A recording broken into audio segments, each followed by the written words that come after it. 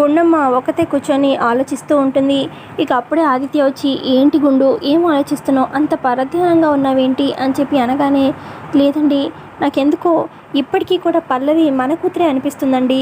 ఈ DNA report కరెక్టే అంటారా, నాకు ఎక్కడో ఏదో తేడా జరిగిందనిపిస్తుంది అని చెప్పి అలా గుండమ్మ బాధపడుతూ ఉంటుంది ఆదిత్య దగ్గర. అప్పుడే అక్కడికి వస్తారు శ్రీనివాసరావు.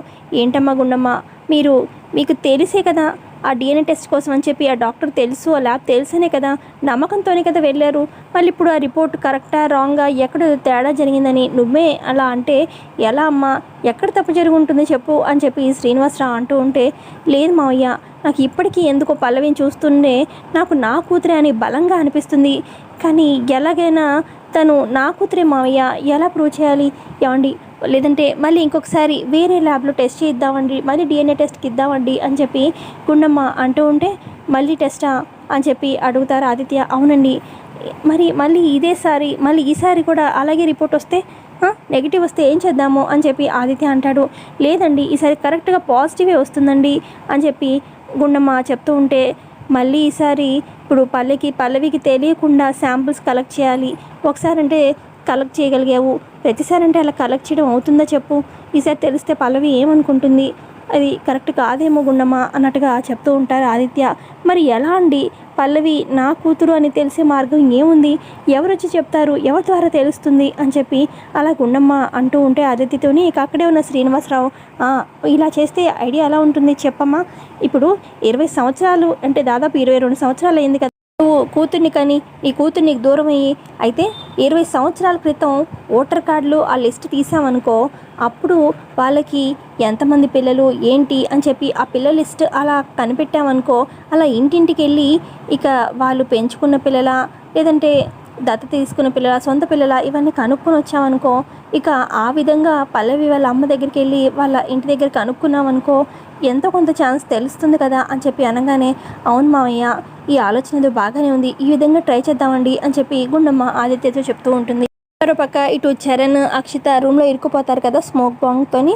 ఇక అయ్యో నా కొడుకు స్మోక్ బాంబ్తోని అసలు లోపల అల్లాడిపోతున్నాడు, అక్షిత కూడా ఉంది, కాపాడాలి ఎలాగైనా, ఏదైనా కార్పెంటర్ని పిలిపిస్తే ఈ డోర్ ఏమో లాక్ అయిపోయింది కదా అని చెప్పి అలా సుమలత అంటూ ఉంటే, ఇక అక్కడే ఉన్న బామ్మ అంటుంది, అమ్మ పల్లవి, ఎలాగలా నా మనవడిని బయటికి తీయమ్మా, రూమ్ లోపల ఇరుక్కుపోయాడు కదా అని చెప్పి అనగానే అప్పుడు పల్లవి, ఎలా బామ్మగారు, అసలు నేను ఇరుక్కోవాల్సిన మాట, ఏదో స్లిప్ అయ్యి కింద పడ్డాను కాబట్టి వెనకాలన్న వీళ్ళిద్దరు వెళ్ళి అందులో ఇరుక్కున్నారు, అసలు వీళ్ళే ఇదంతా ప్లాన్ చేశారు, అసలు నేను బాధపడితే వాళ్ళు ఆనందపడేది ఏంటో నాకైతే అర్థం కావట్లేదు అని చెప్పి అనగానే అప్పుడు బామ్మ, అసలు నా మనవడు ముందు బాగానే ఉండేవాడమ్మా, ఇదిగో ఈ అక్షతతో కలిసి ఇలాంటి పిచ్చి పిచ్చి ఆలోచనలు చేస్తున్నట్టున్నాడు, ఈసారి వదిలేయమ్మా, ఎలాగోలా వాడిని బయటికి రప్పించు అని చెప్పి అలా బతిమాలుతూ ఉంటే, సరే బామ్మగారు మీరు చెప్తున్నారు కాబట్టి అని చెప్పి ఇక ఆ డోర్ని ఒక్క గుద్దుతుంది పల్లవి. ఇక డోర్ ఓపెన్ అవుతుంది. ఇక రూమ్లో నుంచి అక్షిత, ఇటు చరణ్ నల్లగా మొహాలు వేసుకొని బయటకు వస్తారు. ఇక అక్కడే ఉన్న శాన్వి కొడుకు ఇక సంతోష్ అంటాడు, ఇదేంటి అమ్మో దయ్యాలు అని చెప్పి అనగానే, దయ్యాలు కాదురా మీ మామయ్య చరణ్ అని చెప్పి అలా శాన్వి అంటుంది. అదిగో పక్కన ఉంది అక్షిత అనగానే, అవునా మరేంటి మొహాలు ఇలా నల్లగైపోయాయి అని చెప్పి అలా అడుగుతూ ఉంటారనమాట. ఇక ఇదంతా వీళ్ళకి బాగా అయింది, ఆ దేవుడు బాగానే శిక్ష వేశాడు, అసలు నన్ను ఇరికిద్దామని చెప్పి మీరు ఇరుక్కుపోయారు అని చెప్పి, అంతే ఒకరిని గోతులో తొయ్యాలనుకుంటే వాళ్ళే పడతారనేది బాగా లైవ్ ఎగ్జాంపుల్ అని చెప్పి పల్లవి అలా అంటూ ఉంటే, మేమేమి ప్లాన్ చేయలేదు అని చెప్పి అక్షిత అంటుంది. ప్లాన్ చేశారో లేదో మీకే తెలుసు, స్మోక్ బాంబు అసలు రూమ్లో ఉండడం ఏంటి, అప్పటికీ కూడా మీ ఇద్దరికి సేమ్ డౌట్ అని చెప్పి అన్నారు, ఇద్దరికి ఒకే డౌట్ ఎలా వస్తుంది, నీ రూమ్లో పదా అని చెప్పి మెల్లగా నన్ను రూమ్లోకి పంపించుదామని డోర్ వేద్దామని ఇదంతా ప్లాన్ చేశారు, నాకు బాగా అర్థమైపోతుంది, నేనేదో స్లిప్ అయి కింద పడ్డాను, మీరిద్దరూ వెళ్ళి ఇక మీ రూమ్లో పడ్డారు, ఇక ఆ రకంగా ఇరుక్కున్నారు, లేదంటే నేను ఇరుక్కుపోయేదాన్ని కదా, మీకు బాగా అయింది, ఇలాగే అవ్వాలి, అయినా బామ్మగారు చెప్పారు కాబట్టి రూమ్ డోర్ ఓపెన్ చేశాను, లేదంటేనా అని చెప్పి, ఇదిగో ఈ మేడం గారు చెప్పినట్టు కార్పెంటర్ కోసం వెయిట్ చేస్తుంటే ఈ పాటికి ఇద్దరు సవాళ్ళు వేసేవి అని చెప్పి అలా అంటూ ఉంటుంది పల్లవి. ఏమో చరణ్ అక్షిత తెగ గోక్కుంటూ ఉంటారు, ఏంటి ఇద్దరు తెగ గోక్కుంటున్నారు అని చెప్పి అడుగుతూ ఉంటుంది ఈ బామ్మ. అదిగో ఆ స్మోక్ ఎఫెక్ట్కో ఏమో మరి ఒళ్ళంతా తెగ దురద, మొహం అంతా దురద అని చెప్పి గోకేసుకుంటూ ఉంటుంది అక్షిత అటు చరణ్. ఇక అప్పుడు అక్కడే ఉన్న చంటి, అయ్యో అక్షిత నీకు ఒళ్ళంతా దురద, సరే పద వెంటనే హాస్పిటల్కి వెళ్దాము, అలా గోకోకు అని చెప్పి అనగానే అప్పుడు చరణ్, నాకు కూడా దురద ఉందిరా, అని చెప్పి అనగానే ఏరా నిన్నెవరు అడిగారు, నేను అడుగుతుంది అక్షిత అని చెప్పి అక్షిత రా అక్షిత అలా గోక్కోకు హాస్పిటల్ తీసుకెళ్తాను అని చెప్పి చంటి అంటూ ఉంటే వద్దులే చరణ్ వద్దులే చంటి నేనే హాస్పిటల్కి వెళ్తాను అని చెప్పి ఇక తను హాస్పిటల్కి బయలుదేరుతుందనమాట అక్షిత. ఇక అక్కడే ఉన్న శాన్వి కొడుకు సంతోష్ అనుకుంటాడు, ఏంటి చంటి మావయ్య అక్షిత ఆంటీ మీద తెగ ఇంట్రెస్ట్ చూపిస్తున్నాడు అని చెప్పి మనసులో అనుకుంటూ ఇక మరోపక్క అక్షిత ఇంటికి చేరుకుంటుందన్నమాట. ఇక ఇంట్లో కూడా ఒళ్ళంతా గోకేసుకుంటూ ఉంటుంది. ఇక అప్పుడే అక్కడికి వైష్ణవి వస్తుంది. అబ్బా మమ్మీ ఈ దురద ఆగట్లేదు మమ్మీ, ఏదో ఒకటి హాస్పిటల్కి వెళ్ళి వచ్చినా కూడా హాస్పిటల్లో చూపించుకున్నా కూడా దురద మాత్రం ఆగట్లేదు, నీ దగ్గర ఏమైనా క్రీమ్ ఉంటే ఇవ్వు మమ్మీ అని చెప్పి అనగానే అసలు మీ ఇద్దరికి అసలు బుద్ధి ఉందా, అసలు పల్లవిని ఇరికిద్దామని చెప్పి ఉన్నప్పుడు మీరు ఎంత అలర్ట్గా ఉండాలి, మీరే ఇరుక్కుపోవడం ఏంటి అని చెప్పి అంటూ ఉంటుంది వైష్ణవి. ఇక తన దగ్గర ఏదో క్రీమ్ ఉంటే ఆ క్రీమ్ ఇస్తుంది, ఆ క్రీమ్ ఏమో రాసుకుంటుంది అక్షిత. ఇక అక్షిత అంటుంది, అసలు అనుకోలేదు మమ్మీ మేము చాలా పర్ఫెక్ట్గా ఉన్నాము, అసలు సుమలత ఆంటీ మొహంలో ఆనందం చూడాలని చెప్పి ప్లాన్ బాగానే ఎగ్జిక్యూట్ అయ్యింది, కానీ టైంకి ఆ పల్లవి ఎందుకు జారిపడిందో మేమిద్దరం వెళ్ళి ఆ రూమ్లో ఇరుక్కుపోవడము అసలు అలా అయిపోయింది మమ్మీ, వీళ్ళంతా దురద అని చెప్పి అంటూ ఉంటుంది. ఇక అదే టైంకి అక్షిత ఫోన్ రింగ్ అవుతుంది. ఇటు చంటి ఫోన్ చేస్తూ ఉంటాడనమాట బయటకు వచ్చి. వైష్ణవి చూసి ఎవరు ఫోన్ అక్షిత అనగానే అదే చంటి ఫోన్ చేశాడు అనగానే చంటి ఎవరు అని అడుగుతుంది. అదే చరణ్ వాళ్ళ తమ్ముడు చంటి అని చెప్పి ఫోన్ లిఫ్ట్ చేస్తుంది అక్షిత. చెప్పు చంటి అనగానే హాస్పిటల్కి వెళ్ళావా అక్షిత, ఎలా ఉంది అని చెప్పి అడుగుతాడు. హాస్పిటల్కి వెళ్ళాను, అయినా కూడా దురదగానే ఉంది అనగానే అవునా పోనీ నేను ఇప్పుడు రానా, నేను వచ్చి హాస్పిటల్కి తీసుకెళ్తాను వేరే డాక్టర్ దగ్గరికి అని చెప్పి అనగానే వద్దులే నువ్వు ఇబ్బంది పడకు అని చెప్పి అంటుంది అక్షిత. నా ఇబ్బంది గురించి నువ్వు ఆలోచించకు, నువ్వు రమ్మంటే నేను ఎక్కడికైనా వస్తాను, నీకోసం ఏమైనా చేస్తాను, నువ్వు బాగుండాలి, అయినా ఒకటే గోకేసుకోకు లేదంటే రేపు చింపాంజలి అయిపోతావు, జాగ్రత్త అనగానే సరే సరే సరే చంటి నీకు నా మీద ఎంత కేరింగ్, సరే అయితే మరి ఉంటాను అని చెప్పి ఫోన్ పెట్టేస్తుంది. ఇక ఇటు వైష్ణవి అంటుంది, అసలు చరణ్ నీకు నీ మీద ఇంట్రెస్ట్తో ఫోన్ చేశాడంటే ఒక అర్థం, ఈ చంటి ఎందుకు అంత ఇదిగా ఇంట్రెస్ట్గా మాట్లాడుతున్నాడు నీతోని, ఏదో ఉంది అని చెప్పి అంటూ ఉంటుంది వైష్ణవి. అబ్బాయి లేదు చంటి చాలా మంచి అబ్బాయి, అసలు నేను ఎవరో తెలియనప్పుడే తను నాకు 2-3 సార్లు సహాయం చేశాడు. ఇక నేను తెలుసు కదా, ఇప్పుడు సుమలత ఆంటీకి తెలుసు, సేమ్ కాలేజ్లో చదువుతున్నాను, ఇక ఆ విధంగా కొంచెం క్లోజ్గా ఉన్నాడు అంతే. అసలు చెప్పాలంటే చరణ్కి నా మీద ఇంకా ఎక్కువ ప్రేమ ఉండాలి, ఎక్కువ కేరింగ్ ఉండాలి, కానీ ఇదిగో ఈ చంటి ఎక్కువ కేరింగ్ చూపిస్తున్నాడు. అసలు చెప్పాలంటే ఈ చంటిని పెళ్లి చేసుకుంటే నేను ఇంకా ఎక్కువ సుఖపడతానేమో అనిపిస్తుంది మమ్మీ అని చెప్పి అలా అక్షిత అంటూ ఉంటే అప్పుడు వైష్ణవి అంటుంది, ఏంటా పిచ్చి మాటలు, పైన తదాస్తు దేవతలు ఉంటారు, తదాస్తు అన్నారంటే నువ్వు వాడినే పెళ్లి చేసుకోవాల్సి వస్తుంది అని చెప్పి అంటూ ఉంటుంది వైష్ణవి. చిచి నేను వాడిని పెళ్లి చేసుకునేదేంటి వామ్మో అని చెప్పి అంటుంది అక్షిత.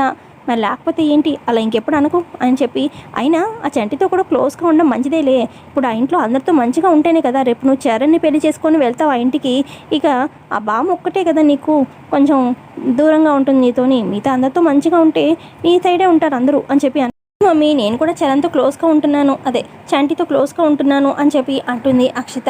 ఇక నెక్స్ట్ డే ఉదయాన్నే ఇటు అక్షిత వాళ్ళు కాలేజ్కి వెళ్ళిపోతారు, ఇక చరణ్ కూడా కాలేజ్కి వెళ్తాడు. ఇంకా ఫ్రెండ్స్తో జనరల్గా క్యాజువల్గా మాట్లాడుతూ ఉంటే ఇక కాలేజ్లో బెల్ రింగ్ అవుతుంది. ఇక అప్పుడు అందరు స్టూడెంట్స్ అనుకుంటూ ఉంటారు, మన పల్లవి ఫస్ట్ డే తను యూని లీడర్ అయ్యింది కదా, మీటింగ్ ఏదో ఏర్పాటు చేసినట్టుంది, ఆ మీటింగ్లో ఏం మాట్లాడుతుందో చూడాలి అని చెప్పి అందరూ అనుకుంటూ ఉంటారు. ఇక అక్షిత ఫ్రెండ్స్ ఏమో నువ్వు ఓడిపోబట్టి ఇదిగో పల్లవి గెలిచింది అని చెప్పి అనగానే అయిపోయింది మళ్ళీ ఎందుకే దాని గురించి ఎత్తుతారు అని చెప్పి అక్షిత అంటూ ఉంటుంది. సర్లే పద ఆ పల్లవి ఏం మాట్లాడుతుందో చూద్దాం పద అని చెప్పి ఇక వెళ్ళి అందరూ నిల్చుంటారు. ఇక స్టేజ్ మీద గుండమ్మ పల్లవి ఇక ఆ లెక్చరర్ అందరూ ఉంటారనమాట. ఇక అప్పుడు పల్లవి అంటుంది, కాలేజ్ యూనియన్ లీడర్గా ఫస్ట్ డే రోజు నేను ఒక నిర్ణయం తీసుకున్నాను, అదేంటంటే మనం ఎన్ఎన్ఎస్ ప్రోగ్రామ్ చేద్దాము, అంటే మనం ఈ కాలేజ్లో చదువుకుంటున్నాము, మన పేరెంట్స్ కళ నెరవేరుస్తున్నాము బాగా కష్టపడి చదివి, అయితే కొన్ని గ్రామాల్లో పాపం వాళ్ళకి చదివించలేక పేరెంట్స్ ఇబ్బంది పడుతూ ఉంటారు, మనం ఏదైనా గ్రామం ఎంచుకొని మన ఫ్రీ టైంలో వెళ్ళి వాళ్ళకి చదువు చెప్పడమో వాళ్ళకి సహాయం చేయడమో అలా చేస్తే బాగుంటుంది, ఇది నా ఉద్దేశం అని చెప్పి అనగానే అవును పల్లవి చేయాలి అని చెప్పి మేము చేస్తాము అని చెప్పి స్టూడెంట్స్ అంతా కూడా అంటూ ఉంటారు. ఇక అప్పుడు అక్షిత ఏంటి మేము చదువు మానేసి వేరే గ్రామం వెతుక్కొని అక్కడ వాళ్ళకి చెప్పాలా చదువు అని చెప్పి అంటూ ఉంటుంది అక్షిత. ఇక మంచి ఆలోచనే కదా అని చెప్పి చరణ్ అంటూ ఉంటాడు. ఇక అప్పుడే స్టేజ్ మీదకి వస్తుంది సుమలత, ఇటు ప్రిన్సిపల్ వస్తారు. ఏంటి ఇక్కడ ఏమవుతుంది మీటింగ్ అని చెప్పి అనగానే ఇక గుండం అంటుంది, అది మేడం పల్లవి యూనియన్ లీడర్గా ఒక నిర్ణయం తీసుకుంది. ఎన్ఎన్ఎస్ ప్రోగ్రామ్ అంటే మనకి దగ్గరలో ఏదైనా గ్రామంని ఎంచుకొని అక్కడ ఇక వాళ్ళు కొంచెం చదువులో వీక్గా కానీ చదవలేక ఇలా ఉంటారు కదా, రకరకాల ప్రాబ్లమ్స్తోని వాళ్ళకి హెల్ప్ చేద్దామని మన స్టూడెంట్స్ ద్వారా అది ఆలోచన అని చెప్పి అనగానే ఇక స్టూడెంట్స్ అంతా ఒప్పుకోవాలి, మేడం ఒప్పుకోవాలి, అయినా మేడం ఇలాంటి మంచి ఆలోచన ఒప్పుకుంటారు, ఆయన మేడం నో అనరు అని చెప్పి అందరూ అంటూ ఉంటారు. గీత కూడా చెప్పండి మేడం మీరు నో అనరు కదా అని చెప్పి అనగానే ఇక సుమలత మనసులో అనుకుంటుంది, స్టూడెంట్స్ అంతా పాజిటివ్గా ఉన్నారు, ఇప్పుడు నో అన్నానంటే ఇంకా వ్యతిరేకం అవుతాను, ఇప్పుడు పల్లవి యూనియన్ లీడర్గా ఇలా డెసిషన్ తీసుకోవడం దాన్ని నేను ఒప్పుకోవడం అనేది నాకు నచ్చదు, కానీ ఇప్పుడు నేను నో అంటే పల్లవికి నో అన్నానంటే ఇక ఇంకా నేను స్టూడెంట్స్లో వ్యతిరేకం అయిపోతాను, ఇప్పుడు ఎస్ అనాల్సిందే అని చెప్పి ఓకే ఇంత మంచి డెసిషన్ తీసుకుంటే నేను నో ఎలా అంటాను, కంటిన్యూ చేయండి నా సపోర్ట్ మీకుంది అని చెప్పి సుమలత అక్కడ ఎస్ అని చెప్పేసి పక్కకు వచ్చేస్తుంది. పక్కకు వచ్చిన సుమలతతోని అక్షత మాట్లాడుతుంది, ఏంటంటే మీరు అసలు ఆ పల్లవి ఆ డెసిషన్ తీసుకుంటే ఓకే ఎలా చెప్పారంటీ, నాకైతే నచ్చలేదు అని చెప్పి అనగానే మనకి సిచ్యువేషన్ మనకి తగ్గట్టు వచ్చేదాకా మనం వెయిట్ చేయాలి, దెబ్బతీయాలంటే మనము ఎప్పటికప్పుడు నో అంటే ఇప్పుడు స్టూడెంట్స్ దృష్టిలో నేను ఏమవుతాను, వాళ్ళందరికి చెడు అవుతాను కదా, అందుకే ఆలోచించి ఇలా చేశాను అని చెప్పి అనగానే అప్పుడు అక్షత అంటుంది, ఆంటీ నాకు ఒక మంచి ఆలోచన వచ్చింది, ఇప్పుడు ఈ ఎన్ఎన్ఎస్ ప్రోగ్రామ్తోని పల్లవి అందరు స్టూడెంట్స్ బాధ్యత తీసుకుంటుంది కదా, వేరే గ్రామానికి వెళ్ళాలి అని చెప్పి ఇక అప్పుడు నేను పల్లవిని దెబ్బ కొడతాను ఆంటీ అనగానే సరే ఏదైనా చెయ్యి, నువ్వు పల్లవిని ఏదైనా చెయ్యి, నేను నీ వెనకాలే ఉంటాను కదా, నీకే ప్రాబ్లం లేకుండా నేను చూసుకుంటాను అని చెప్పి అలా సుమలత అక్షతకి చెప్తూ ఉంటుంది.